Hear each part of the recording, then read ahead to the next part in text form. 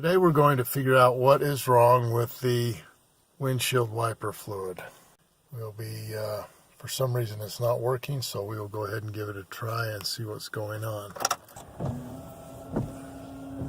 Okay, you can see it's spraying on one side but not the other. So we do have fluid, but it's not spraying on the one side. So let's take a look and see what the problem is. This is a 2003 Chevy Trailblazer, and open the hood, the latch is just down here, you just pull it. And then to lift the hood, there's usually some type of a latch underneath. We're going to have to find that in order to raise the hood. You can see a little opening here, and you just lift up, but the hood's still not coming up, so you have to lift up on the hood. Now there is a stand to keep the hood open, so we'll go ahead and lift that up. And there should be a little place. Oh, it's right there. That's where you're going to put the stand. First thing we're going to do is we're going to fill up the reservoir, which is located right here. We'll fill that totally full and see if that does anything. And we're just using this Peak windshield wash and deicer. It's supposed to, I think we picked it up at Walmart, it's supposed to be good for minus 20 degrees Fahrenheit, so it doesn't freeze. So we will go ahead and pour it in, and hopefully we'll have enough to fill it full. Sometimes good to use a funnel so you don't spill it all over. And as you can see, we've got it all the way to the top. If that did anything, we'll go ahead and turn the washer back on. And no, we're still only getting it from one side. So we'll go ahead and do some more diagnosis. And I think I might have found what the problem is. As I was looking for the hoses, I found there are two hoses, and I noticed that this one was unattached, or it had come undone. So I am assuming that is going to be what the problem is. So we'll go ahead and put that together and see if that solves the problem. So as you can see, I just pushed it in so that it's nice and tight. And again, hopefully that's the problem and we can be finished with this. We're going to try it again now that we've put those two together, or hooked those two lines. And you can see again we're still only getting it from the one side. Another thing you might want to try is it might be clogged, so we're going to just get a toothpick and push it inside and see if we can maybe free it up a little bit. One thing you don't want to do is you don't want to break the toothpick inside, so we'll just move it around a little bit and maybe free something up and it'll come out. Again, still no, that was not the problem. Still no washer fluid on the driver's side. One thing that I noticed when it wasn't hooked together is that I did notice that there wasn't any fluid around, and so I'm kind of thinking that maybe the connection is bad where the reservoir is. So we're going to take this cap off right here.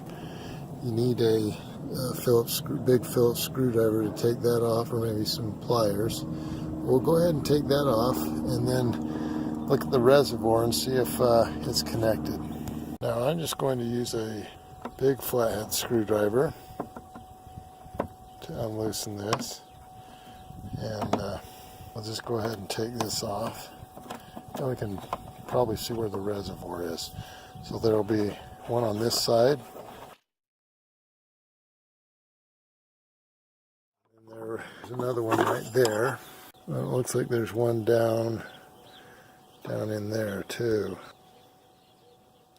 Yeah, you can see there's one there, and hopefully that'll be enough. So we'll go ahead and remove those three and then take a look and see what we see. Hopefully you can see down there, but we're just unloosening the screw down there. There are three of them. We've already loosened the one on this other side. We've already done that, so that's popped off. We just need to get this other one that's down. You can see it right there. Once you loosen the screws, then you should be able to just lift this up and take it out.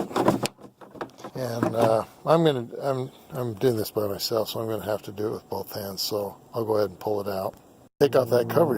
This is pretty good because now you can see this is where you're going to change the air filter, and this filter looks really good.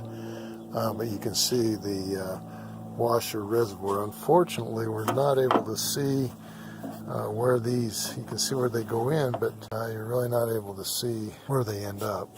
We're going to take a look at the reservoir. So we've got to take off this bolt, and then we should be able to look at it and just see what's going on the inside, because when I unhook this, there's no fluid coming from that line. Now maybe it's not one of the wiper fluids. Could be something else, but we'll take a look and see. But when I did blow into it, it's got to be into the reservoir, because when I blew into it, I could hear the water move. Now I'm just using a pair of pliers. It works fine. You just kind of have to move it around, but it's doing fine. Once you loosen it up, then you should be able to release it with your hand. So I've lifted this up over that bolt, and then you need to, you can see where it's hooked on down here. You kind of just need to slide it out, and then we should be able to see what's happening with the pump. And it looks like there is one other bolt that we need to remove, and you can see it looks like there are two pumps. There's one here, and then there's one over here. So maybe one of the pumps is not working. I didn't realize that they were two separate units. So to get out the other bolt, you'll really need a 1/2-inch socket, and then about a 5-inch extension, and then that way you should be able to get that other bolt out, and then we can take a look at the pumps.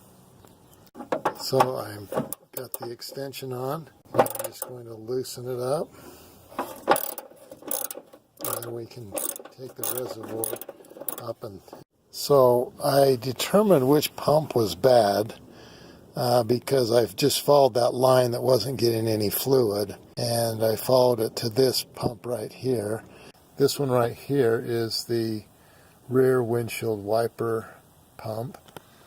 The thing is when you pull it out, the fluid's going to go everywhere. So you want to make sure you have your new pump ready to go. So when you pull it out, you can hurry and plug that back in so you don't lose all of your fluid. I'm just holding it with my thumb right now, and then I'll throw it back in and run and grab me a pump. And to remove the clip, all you do is you just lift up on this and it will pull right out. So anyway, that's what you need to do in order to get the clip off. And there we have it right there. Might be a good idea just to get a little picture. I'm going to pull this out again and lose some more fluid, but I want to see what the number is so that I make sure I get the right part. To get that off is, it will be down here just like this other one. You just lift up on this lever, this thing right here, and again, when you pull the pump out, it's going to lose the fluid, so you might want to drain that before you pull the pump out. Once you get the new pump in, which we've already got, you just basically push that clip out, and then it should pop right off. Okay, and there we have it. We have the pump off. We'll just go ahead and reinsert the pump. Once you have reconnected the pump and inserted the pipe onto the pump, you're then going to hook the reservoir back up, just the opposite of what we did. You'll put the bolts on, put the air filter back in place. We have determined that it is not the pump. One windshield wiper fluid pump or one side is working, the other is not. So we're going to have to remove this cover right here. There are basically 4 bolts we need to remove. And there's one here, there's one over here. We may not need to remove all of them once we determine where the problem is.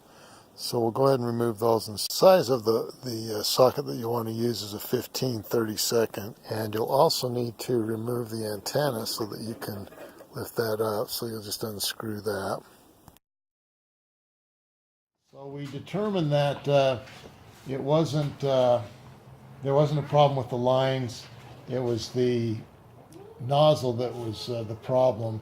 So we went to the dealership and bought a new nozzle, and we'll just go ahead and you can just pull them off. So you just squeeze in here and you can pull the nozzle out, and we'll go ahead and put the new one on and then attach the tube to it and see if that solves the problem.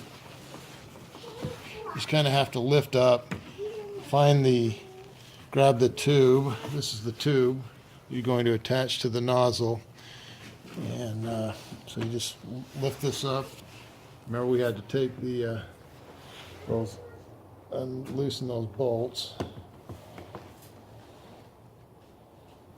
and then just go ahead and slide it on.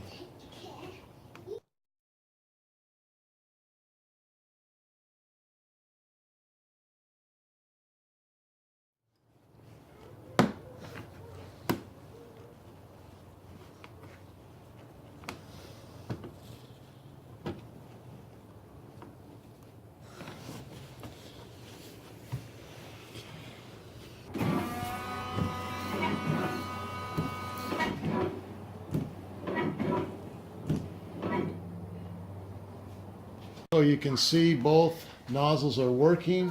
The other one must have been clogged or defective, and so we just replaced the nozzle on the driver's side and everything works fine. Now you need to just tighten up the two bolts and mission accomplished. Make sure you subscribe to Big Al Repairs.